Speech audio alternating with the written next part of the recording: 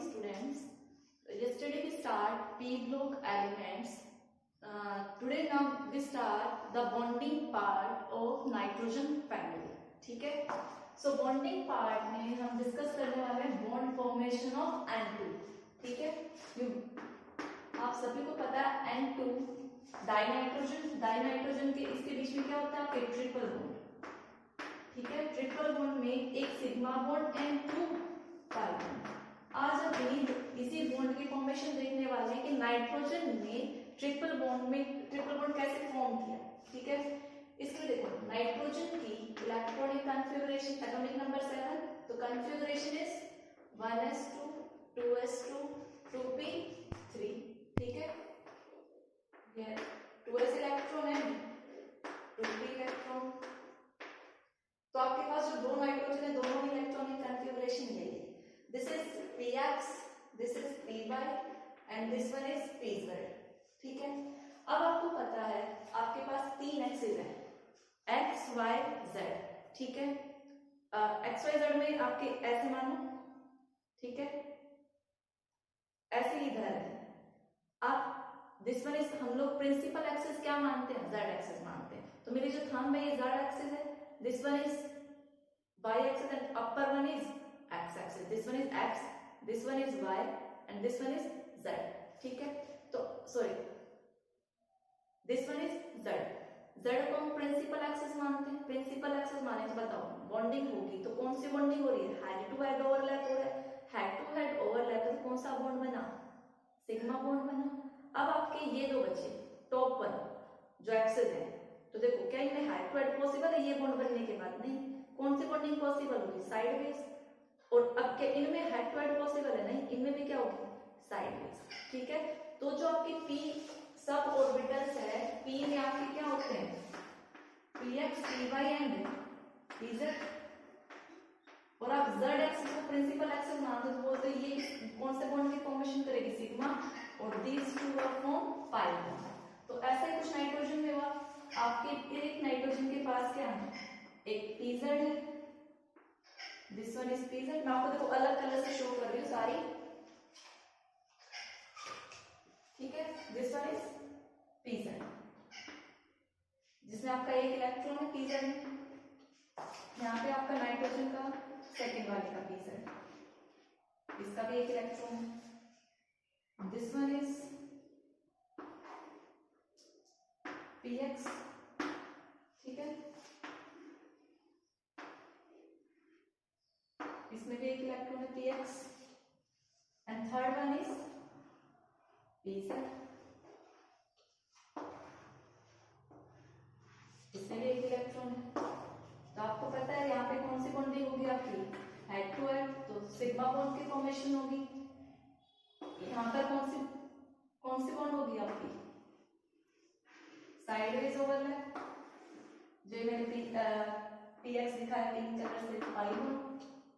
और ये जो आपका क्या है ये py येलो वन. यहाँ पर भी क्या होगी आपकी साइडवेज ओवरलैप. तो ये पाई. तो आपके ऐसे N2 में क्या बनते हैं there are 2 pi bond and 1 sigma bond in N2. तो this is about the bond formation of nitrogen. ठीक है? अब देखो इसके ये जो दोनों पाई बॉन्ड है 2 पाई बॉन्ड्स जो पाई बॉन्ड बना है स्ट्रॉन्ग पाई बॉन्ड बनता है. Strong pi bond. ठीक है? इसलिए दो नाइट्रोजन है स्ट्रॉन्गली बॉन्डेड है ट्रिपल बॉन्ड से. तो आपका N2 एग्जिस्ट एज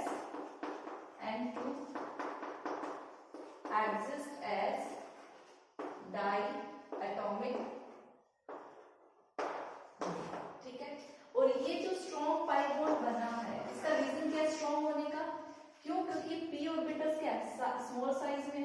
ठीक है? पास है तो बॉन्डिंग ओवरलैपिंग क्या होगी स्ट्रॉन्ग होगी. और ओवरलैपिंग स्ट्रॉन्ग हुई तो बॉन्ड भी स्ट्रॉन्ग बनेगा. तो ये जो पाई बॉन्ड स्ट्रॉन्ग बना है ये किसकी वजह से बना है स्मॉल साइज ऑफ आप नाइट्रोजन बोल सकते हैं या 2p ऑर्बिटल ऑफ नाइट्रोजन. ठीक है? क्या ऐसे स्ट्रॉन्ग बॉन्डिंग किसी और नाइट्रोजन फैमिली के मेंबर में हो सकती है लाइक फास्फोरस आर्सेनिक एंटीमनी. वहां पे इन लोब्स का साइज क्या हो जाएगा, बड़ा हो जाएगा। जहां पर ये दो नाइट्रोजन थोड़ा क्लोजली है, वहां पे दोनों सपोज करो फॉस्फोरस होता साइज बड़ा तो थोड़ा दूर दूर होते हैं। अब जब दूर दूर है तो क्या बॉन्डिंग इफेक्टिव होगी, नहीं होगी। तो जो इसके अदर मेंबर है उनमें बॉन्डिंग क्या है, ज्यादा स्ट्रॉन्ग नहीं होगी, तो वो ट्रिपल बॉन्ड नहीं बनाते, वो क्या बनाते हैं, सिंगल बॉन्ड बनाते हैं। ठीक है, तो यहां से क्वेश्चन आता है, पहले इसको नोट डाउन करो, फिर हम एक क्वेश्चन देखते हैं। सो क्वेश्चन वैसे हम कर चुके हैं, लेकिन फिर भी देख लीजिए। Question is why nitrogen exist in diatomic molecule, means nitrogen तो N2 की फॉर्म में एग्जिस्ट करता है but others are not, means जो इसके अदर मेंबर हैं वो डायटोमिक फॉर्म में एग्जिस्ट नहीं करते। तो अब क्या बोलोगे आंसर में कि because of small size, because of small size of nitrogen, size of nitrogen, इसकी वजह से इसमें क्या होती है, पी पाई बॉन्डिंग होती है, पी पाई बॉन्डिंग। ठीक है, और इसी पी पाई बॉन्डिंग की वजह से आपका क्या होता है, ये डायटोमिक फॉर्म में एग्जिस्ट करता है। बट अदर मेंबर्स क्या है, अगर इसके अदर मेंबर्स की बात करें हम, अदर मेंबर्स, पहली बात तो लार्ज साइज के other members are large in size. ठीक है, लार्ज साइज, और ऊपर से देखो नाइट्रोजन स्मॉल साइज में था और साथ में क्या था, हाई इलेक्ट्रोनेगेटिविटी था, हाई इलेक्ट्रोनेगेटिव एलिमेंट था। लेकिन बाकी डाउन द ग्रुप आपको पता है साइज बढ़ता है तो इलेक्ट्रोनेगेटिविटी डिक्रीज होती है, तो साइज बढ़ने से स्मॉल लार्ज इन साइज है एंड लो इलेक्ट्रोनेगेटिविटी है, लो इलेक्ट्रो नेगेटिविटी। इसकी वजह से वो पी पाई बॉन्डिंग फॉर्मेशन नहीं करते। पहली बात तो पी पाई नहीं करेंगे, वो पी पाई करते हैं, इसीलिए वो क्या नहीं बनाते हैं, पी पाई बॉन्डिंग नहीं बनाते हैं। तो p pi bonding does not take place. ठीक है, अब देखो अगर पी पाई मल्टीपल बॉन्डिंग, जैसे मल्टीपल बॉन्डिंग का मतलब डबल बॉन्ड या ट्रिपल बॉन्ड, तो क्या प्रेफर करते हैं, वो सिंगल बॉन्ड बनाना प्रेफर करते हैं। क्या बनाना प्रेफर करते हैं, सिंगल बॉन्ड बनाना। ओरिजिनली जैसे फॉस्फोरस की बात करें तो P4 के साथ आपके 4 फॉस्फोरस सिंगल बॉन्ड के थ्रू कनेक्ट होते हैं, ऐसे नीचे आओगे तब। इन सब की बॉन्डिंग हम आगे इसी चैप्टर में डिस्कस करेंगे। आई होप सबको क्वेश्चन क्लियर होगा, जल्दी से नोट डाउन करें।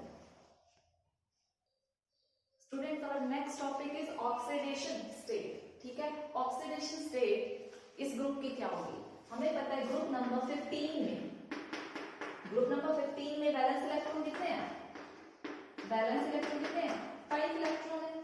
ठीक है, अब देखो ऑक्सीडेशन स्टेट क्या होती है, ऑक्सीडेशन स्टेट एक नंबर है, हम किसी भी एलिमेंट को नंबर असाइन करते हैं कि उसने कितने इलेक्ट्रॉन गेन किए हैं, कितने इलेक्ट्रॉन लॉस किए। ठीक है, oxidation state is a number जो क्या इंडिकेट करता है कि किसी भी एलिमेंट ने कितने इलेक्ट्रॉन का लॉस किया या कितने इलेक्ट्रॉन का गेन किया। ठीक है, अब देखो वैलेंस इलेक्ट्रॉन है 5 है, देखो गेन या लॉस ऑफ इलेक्ट्रॉन किसके लिए होता है, टू अचीव स्टेबिलिटी। अब स्टेबिलिटी गेन करने के लिए क्या, देखो ऑक्टेट कंप्लीट होना चाहिए। ठीक है, क्या तो ये 3 इलेक्ट्रॉन का गेन करे, 3 इलेक्ट्रॉन का क्या करे, गेन करे, या फिर 5 इलेक्ट्रॉन का लॉस करे। ठीक है, तो इसकी क्या होगी, 3 इलेक्ट्रॉन का गेन करेगा तो क्या होगा, सपोज करो मैं एलिमेंट m से रिप्रेजेंट करूं तो किस फॉर्म में एग्जिस्ट करेगा, m3 माइनस, अगर वो लॉस करेगा किस में एग्जिस्ट करेगा, m+5। ठीक है, तो ऑक्सीडेशन स्टेट के अगर आप रेंज बोलो ग्रुप नंबर 15 के लिए, ग्रुप नंबर 15 के लिए आपकी रेंज ऑक्सीडेशन स्टेट की कहां से कहां वेरी करेगी, -3 to +5, मींस -3 -2 1 0 1 2 3 4 5। ठीक है, तो ये बहुत सारी रेंज है ऑक्सीडेशन स्टेट की इस ग्रुप के लिए। तो अभी हम वही देखने वाले हैं कि किस कि इनके एग्जांपल्स क्या है। ठीक है, तो देखो अभी मैं आपको ऑक्सीडेशन स्टेट लिख रही हूं इधर, अगर ऑक्सीडेशन स्टेट -3 है तो बताओ एग्जांपल क्या होगा, नाइट्रोजन की बता दो, देखो NH3, यहाँ पे नाइट्रोजन की ऑक्सीडेशन स्टेट कैलकुलेट करके देखो कितनी आती है। आप इसकी x मानो, हाइड्रोजन पे +1 होती है तो +3 किसके बराबर आएगी नाइट्रोजन की ऑक्सीडेशन स्टेट, -3 के बराबर। मींस अमोनिया में नाइट्रोजन की ऑक्सीडेशन स्टेट कितनी होती है, -3, ठीक है। सिमिलरली अगर आप -2 में एग्जांपल देखो तो -2 में किसका आएगा आपका, हाइड्रोजन, NH2 NH2, ठीक है। इसमें कितनी ऑक्सीडेशन स्टेट में, देखो अगर आप करना चाहो तो ये नाइट्रोजन है, नाइट्रोजन हाइड्रोजन हाइड्रोजन हाइड्रोजन और हाइड्रोजन। ये जस्ट जो मैं ड्रॉ कर रही हूँ आपकी अंडरस्टैंडिंग पार्ट के लिए समझा रही हूँ, ठीक है। तो देखो ज्यादा इलेक्ट्रॉन, यहाँ पे देखो हाइड्रोजन इलेक्ट्रॉन पॉजिटिव तो 1+ चार्ज, इधर से इलेक्ट्रॉन लेगा तो एक माइनस चार्ज, ठीक है। हाइड्रोजन इलेक्ट्रॉन पॉजिटिव है एज कंपेयर टू नाइट्रोजन, तो इसके ऊपर 1+ और नाइट्रोजन पे 1+ और सॉरी 1- और आया, इसने इलेक्ट्रॉन को इसके इसमें ये दोनों क्या हो गए, सेम इलेक्ट्रोनेगेटिविटी के, तो कोई इलेक्ट्रॉन का इधर उधर ट्रांसफर नहीं होगा, तो ओवरऑल नाइट्रोजन पे कितना चार्ज आया, -2। इसीलिए हाइड्रोजन में नाइट्रोजन की ऑक्सीडेशन स्टेट मतलब इसके ऊपर चार्ज कितना है, -2। -1 का देखोगे तो NH2 OH, ठीक है। फिर अगला जीरो ऑक्सीडेशन स्टेट के लिए एग्जांपल नाइट्रोजन डाइनाइट्रोजन, दोनों इलेक्ट्रॉन डाइनाइट्रोजन का हमने क्या देखा था, ट्रिपल बॉन्ड, तो कोई सा बराबर इलेक्ट्रोनेगेटिविटी डिफरेंस इलेक्ट्रॉन कहीं नहीं जाएंगे, तो दोनों की ऑक्सीडेशन स्टेट क्या होगी, 0। ये जस्ट आपको समझाने के लिए, ठीक है। तो ये 0 की हो गई। अब ये सारे क्या है, ऑक्सीडेशन स्टेट। अब देखो positive oxidation state, positive oxidation state में आपका क्या है, 1 and 2। आपको पता है ऑक्सीजन पे कितना होता है, -2, इसकी x मान के कैलकुलेट करो कितना हो गया, 2x - 2 = 0, 2x = 2 and x = 1। तो यहाँ पे इसकी ऑक्सीडेशन स्टेट कितनी आ रही है, 1।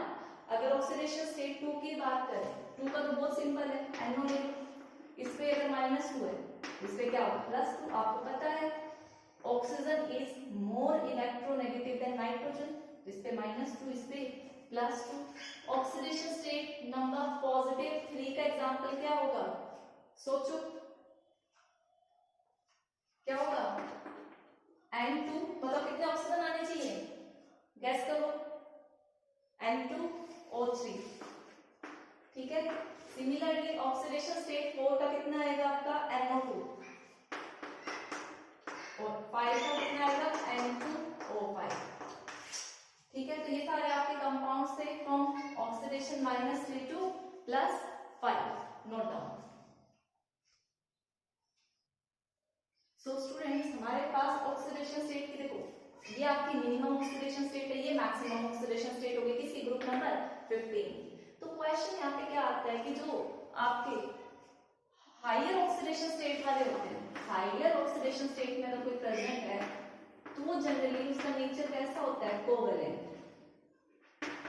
कोवेलेंट नेचर होता है, ठीक है। अब देखो कोवेलेंट क्यों बोला, देखो आयनिक बॉन्ड के लिए, आयनिक कैरेक्टर के लिए लॉस ऑफ इलेक्ट्रॉन चाहिए। अब 5 इलेक्ट्रॉन लॉस करने के लिए बताओ, अगर ये देखो आयनिक बॉन्ड बनाएगा तो ऑक्सीडेशन स्टेट में +5 होना चाहिए, वो लॉस करना चाहिए, और loss of 5 electron, loss of 5 electron क्या होता है, large amount energy is required, large amount of energy is required. So क्या वो कंपाउंड 5 इलेक्ट्रॉन लॉस करेगा, नहीं करेगा, क्या करेगा, सो क्या होगी, शेयरिंग होगी, और शेयरिंग होगी, शेयरिंग होगी तो आपको पता है शेयरिंग से कौन सा बॉन्ड बनता है, कोवेलेंट बॉन्ड बनता है, ठीक है। तो क्वेश्चन आता है in higher oxidation state generally ये कौन से किस कैसे नेचर के बॉन्ड बनाते हैं, कोवेलेंट नेचर के, और लोअर ऑक्सीडेशन स्टेट में आयनिक नेचर के, ठीक है, नोट डाउन। स्टूडेंट्स हमारी नेक्स्ट प्रॉपर्टी है कोवेलेंसी, ठीक है। कोवेलेंसी की डेफिनेशन के बारे में सभी अवेयर होंगे, क्या होती है, किसी भी एलिमेंट की कंबाइनिंग कैपेसिटी को हम क्या बोलते हैं, covalency. The combining capacity, combining capacity of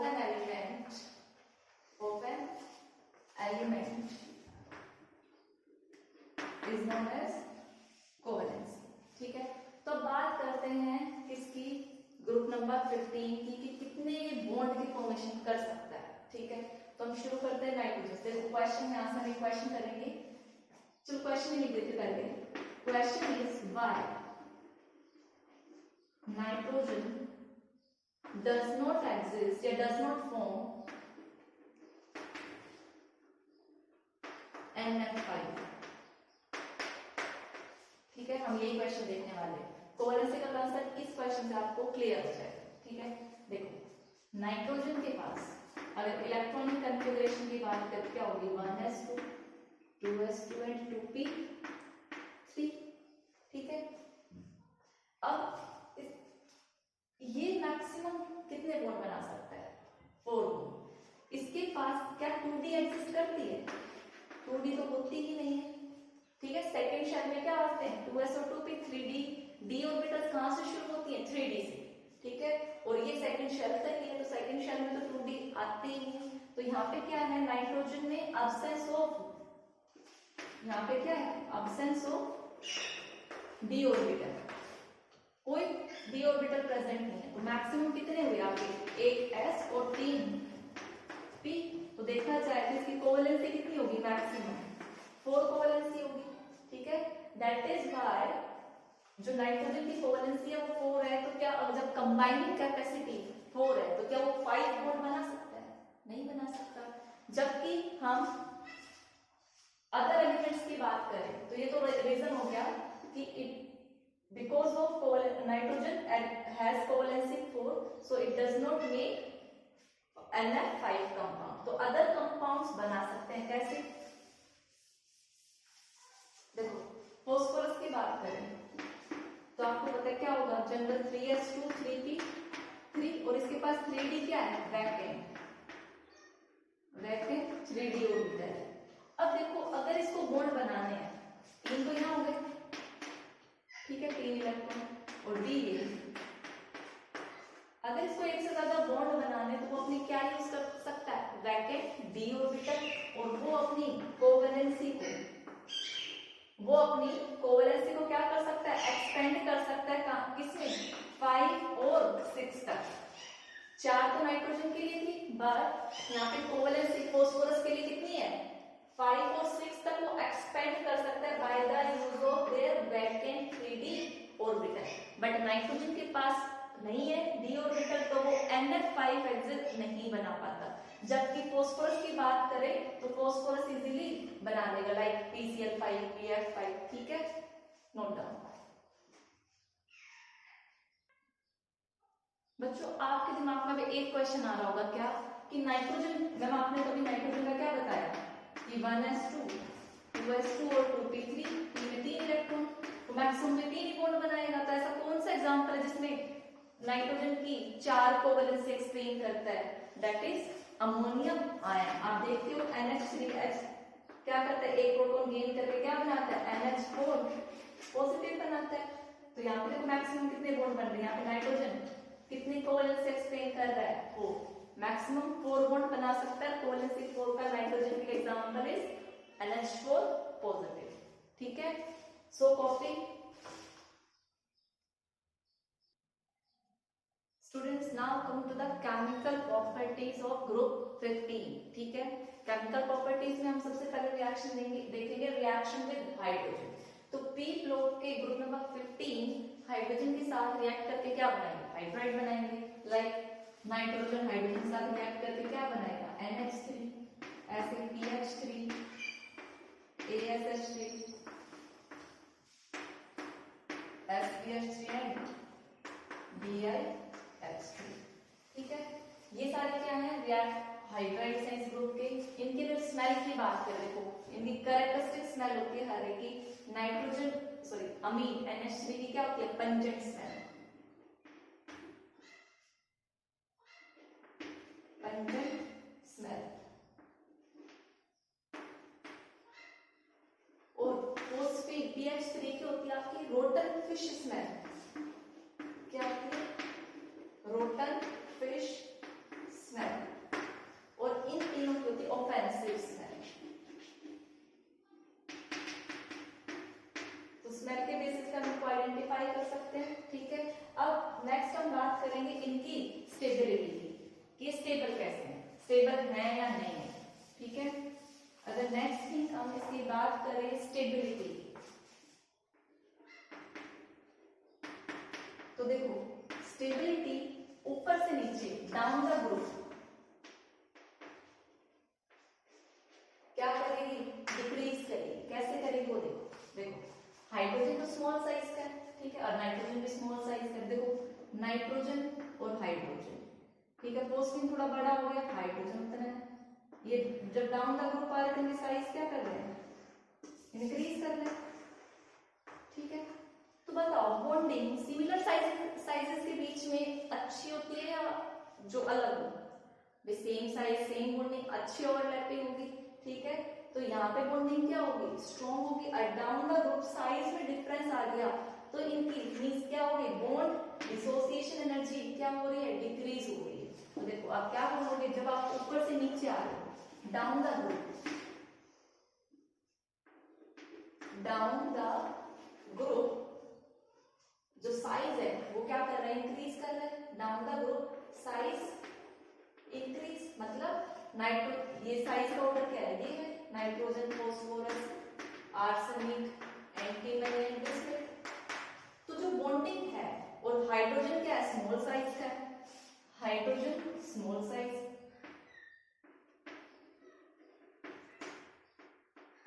तो स्ट्रॉन्ग बॉन्डिंग किसमें होगी, ऊपर वाले में होगी, और नीचे क्या होगी, बॉन्डिंग बॉन्ड स्ट्रेंथ डिक्रीज होगी। तो आप क्या बोलोगे, down the group, down the group जो बॉन्ड डिसोसिएशन एनर्जी है ये इजीली टूट जाएगा, बहुत ज्यादा डिफरेंस है दोनों में। Down the group bond dissociation energy decreases, अब बॉन्ड डिसोसिएशन एनर्जी डिक्रीज हो गई तो इजीली टूट जाएगा। तो आप बोल सकते हो, आप स्टेबिलिटी बोल सकते हो या थर्मल स्टेबिलिटी, दो एक ही नहीं बात, स्टेबिलिटी या फिर थर्मल स्टेबिलिटी।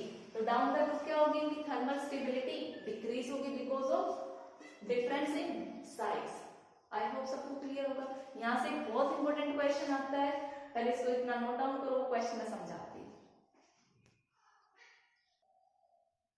सो स्टूडेंट यहाँ से क्वेश्चन क्या आता है, स्टेबिलिटी पार्ट से क्वेश्चन आता है, एक्सप्लेन करो कि BiH3 is a strong reducing agent, ठीक है। अब देखो सबसे पहले तो आपको ऑक्सीडेशन रिएक्शन रिडक्शन रिएक्शन पता किया, ऑक्सीडाइजिंग एजेंट क्या होता है, रिड्यूसिंग एजेंट क्या, ठीक है। तो देखो यहाँ पर हम क्या समझते हैं कि ये देखते हैं, देखो ऑक्सीडेशन, ऑक्सीडेशन क्या है, आई थिंक मैं थोड़ा नीचे लिखती हूँ,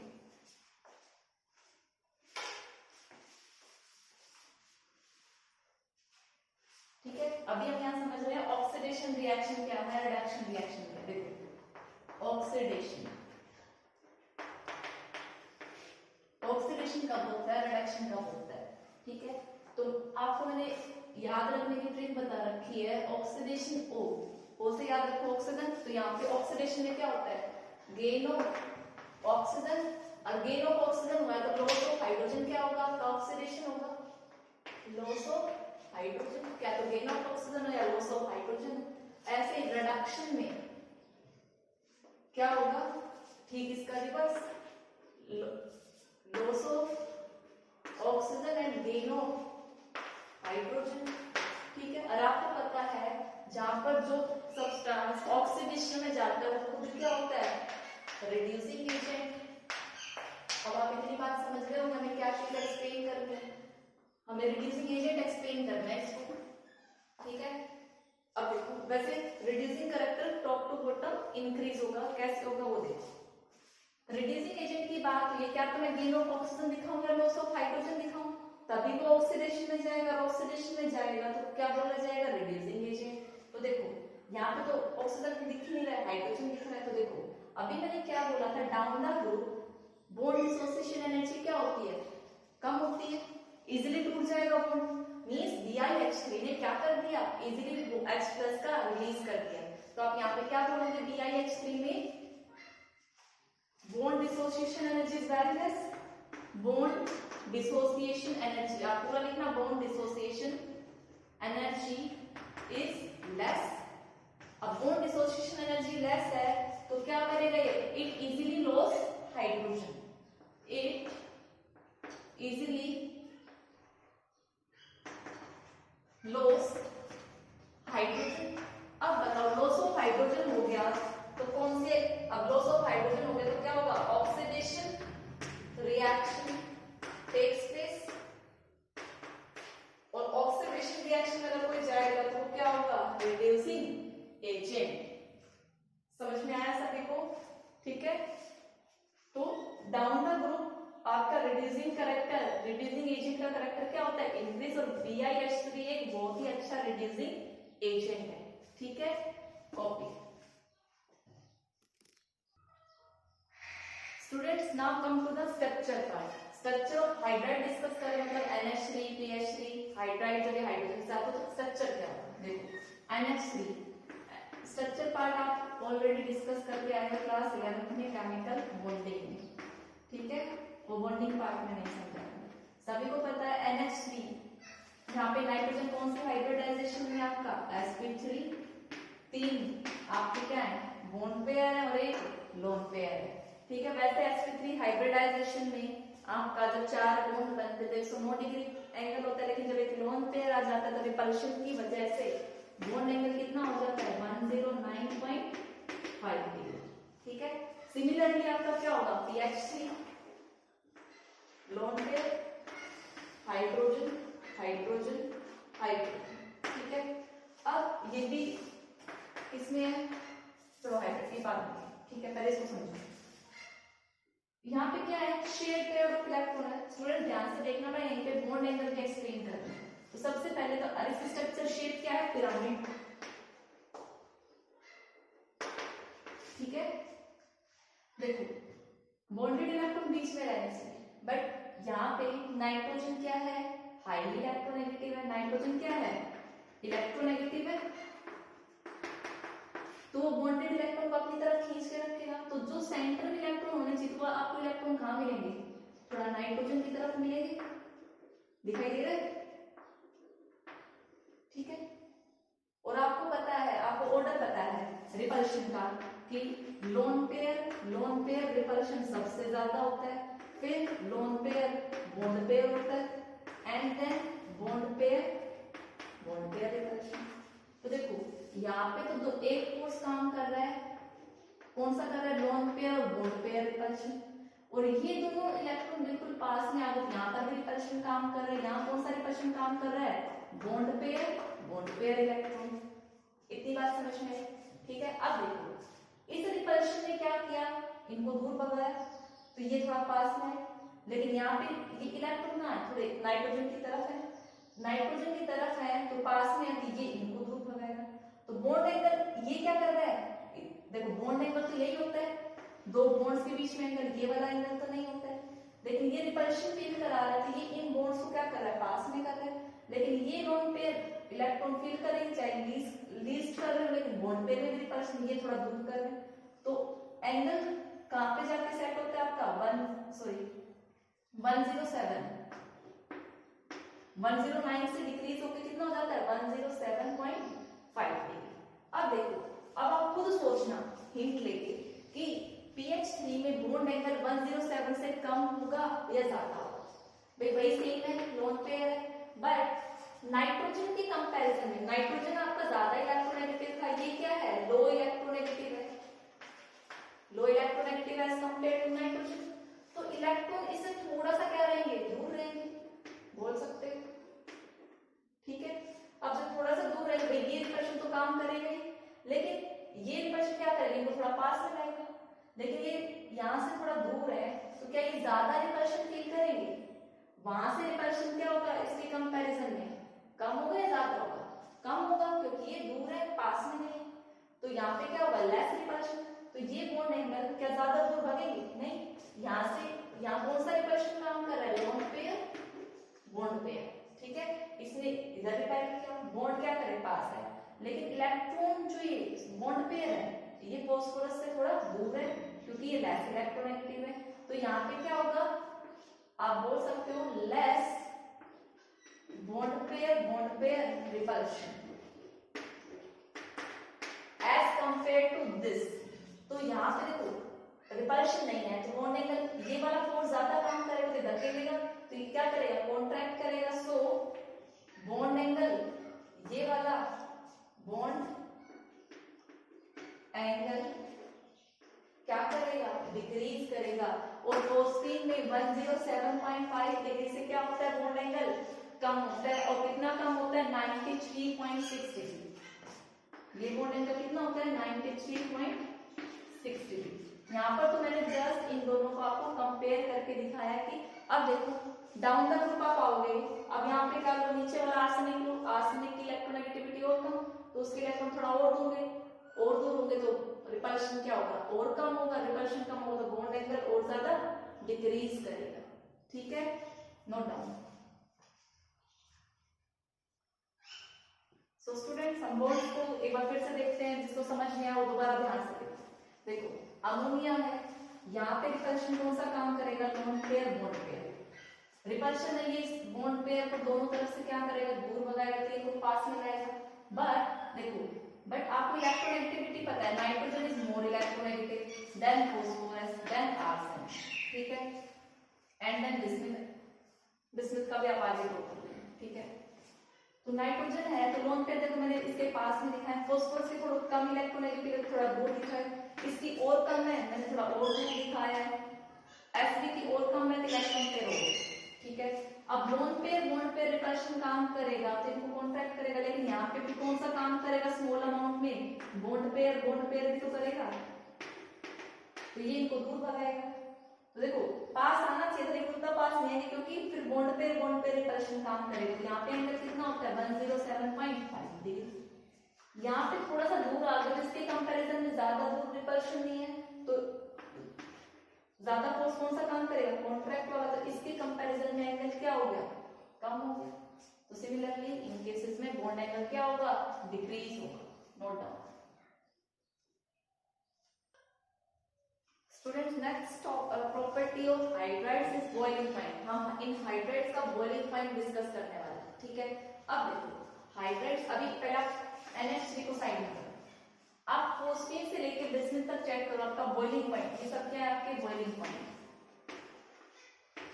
क्या होगा। देखो 185 210 254 290, यहां से यहां तक तो बॉइलिंग पॉइंट क्या हो रहा है इंक्रीज, और यहाँ पे बॉइलिंग पॉइंट इंक्रीज होने का मतलब क्या है, क्योंकि यहाँ से यहाँ जब साइज बढ़ता है, देखो फोस्फेट आर्सेनिक इंक्रीजिंग साइज में है, तो जब आप ऊपर से नीचे आ रहे हो फोस्फेट टू बिस्मुथ मूव कर रहे हो तो कौन सा अट्रैक्शन इंक्रीज होता है van der Waals force of attraction. जितना ज्यादा आपका साइज बड़ा होता जाएगा उतना ही आपके van der Waals force of attraction क्या होगा इंक्रीज होगा। ये वाला जो इंक्रीज होने का रीजन है ये क्या है van der Waals force of attraction. But देखो बॉइलिंग पॉइंट में दो फोर्स काम करते हैं, एक तो आपका van der Waals force of attraction और एक आपका काम करता है हाइड्रोजन बॉन्डिंग। तो यहाँ से यहाँ इंक्रीज होने का रीजन क्या है आपका van der Waals force of attraction. But यहाँ पे आप नाइट्रोजन अमीन NH3 देख रहे हो, इसका बॉइलिंग पॉइंट क्या है ज्यादा है। आप बोलोगे नाइट्रोजन का साइज तो सबसे छोटा है तो van der Waals force of attraction सबसे कम, तो बॉइलिंग पॉइंट कम होना चाहिए। लेकिन बॉइलिंग पॉइंट का एक और रीजन होता है हाइड्रोजन बॉन्डिंग। तो आपको पता है NH3 में दो NH3 देखो नाइट्रोजन NH3 का अगर आप डायग्राम देखो, यहाँ पे दूसरी NH3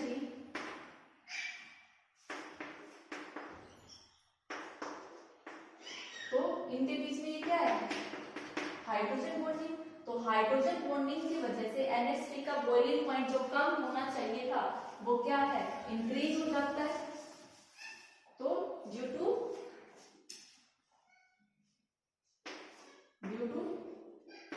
हाइड्रोजन बॉन्डिंग की वजह से NH3 का बॉइलिंग पॉइंट ज्यादा हो जाता है। ऑर्डर होना चाहिए था ये ऐसे इंक्रीज करना चाहिए था, लेकिन इसका बॉइलिंग पॉइंट कहाँ पहुंच जाता है यहाँ Sb से इधर हो जाता है। तो ऑर्डर आपका क्या बनेगा बॉइलिंग पॉइंट का सबसे ज्यादा किसका है BiH3 का, BiH3 का सबसे ज्यादा, उससे कम किसका है SbH3 का, फिर किसका आएगा NH3 का,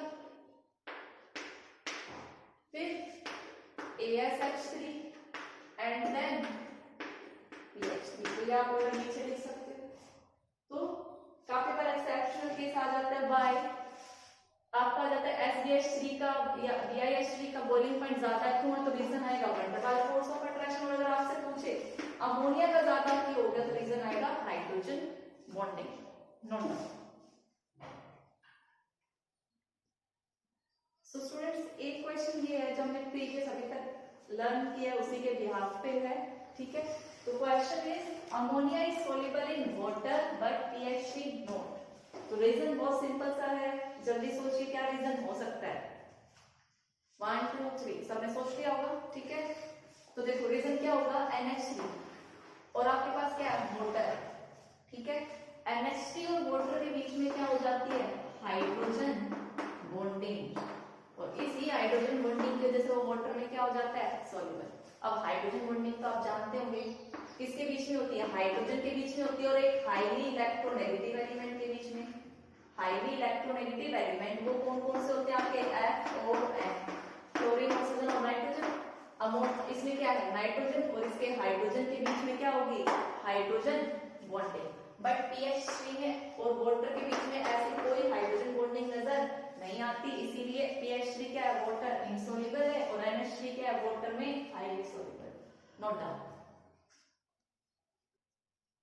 सो अब हम बात करते हैं बेसिक नेचर के बारे में, ठीक है। बेसिक नेचर देखो nitrogen NH3 PH3 ASH3 SbH3 and BiH3, ठीक है।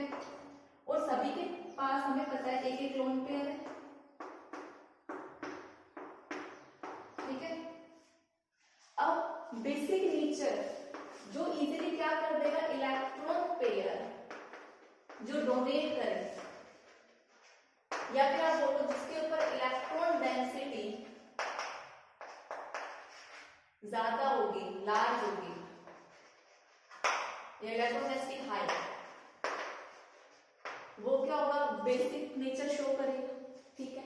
अब देखो NH का साइज इतना है, इसके ऊपर एक लोन पेयर मान छोटे साइज का होता है लोन पेयर, इसका साइज बड़ा हुआ एक लोन पेयर, तो मतलब डाउन द ग्रुप आ रहा है। तो बताओ साइज क्या कर रहा है इंक्रीज कर रहा है, डाउन द ग्रुप साइज बढ़ा, तो साइज बढ़ने से इलेक्ट्रॉन पेयर तो वही है। तो बताओ इलेक्ट्रॉन डेंसिटी देखो यहाँ पे पॉसिबिलिटी है इतने एरिया में इलेक्ट्रॉन फाइंड आउट हो रहा है, इतने एरिया में इलेक्ट्रॉन है, दूसरे में इतना साइज बड़ा होगा उसमें इलेक्ट्रॉन है। तो बताओ डेंसिटी इलेक्ट्रॉन मिलने की प्रोबेबिलिटी कम हो रही है ज्यादा हो रही है, ऊपर से नीचे कम हो रही है। इसको आप अज्यूम कर सकते हो एक रूम में, ठीक है। पहले एक छोटा रूम लो 1 by 1 का, उसमें या 1 by 1 का है, ठीक है, और उसमें मैं हूं, तो मेरे फाइंड आउट होने की पॉसिबिलिटी उसके एरिया में ज्यादा है। फिर हमने रूम थोड़ा बड़ा कर दिया तो मैं इधर उधर घूम सकती हूँ उसमें, तो क्या एक पर्टिकुलर जगह पे मेरी डेंसिटी ज्यादा होगी, प्रेजेंस ज्यादा होगी नहीं, थोड़ी कम हो जाएगी। तो जब साइज बड़ा होता है तो इलेक्ट्रॉन डेंसिटी क्या कर जाती है डिक्रीज, तो डाउन द ग्रुप आपकी इलेक्ट्रॉन डेंसिटी क्या हो रही है, इलेक्ट्रॉन डेंसिटी डिक्रीज हो रही है because of increasing size increase हो रहा है, और इलेक्ट्रॉन डेंसिटी डिक्रीज हो गया तो आपका बेसिक कैरेक्टर क्या हो गया डिक्रीज हो गया। This is about the basic nature of hydrides, ठीक है। सो स्टूडेंट्स आज की क्लास में हमने क्या देखा था, नेचर ऑफ बॉन्डिंग देखा था, फिर हमने केमिकल प्रॉपर्टीज शुरू की थी जिसमें हमने सबसे पहले रिएक्शन देखी थी रिएक्शन विद हाइड्रोजन, और हाइड्राइड्स बनाए थे और हमने इनके अलग अलग कैरेक्टरिस्टिक देखे कि इनका melting point, boiling point, basic character, bond angle कैसे चेंज होता है, ठीक है। तो पढ़ते रहिए। That's all for today's class, thank you.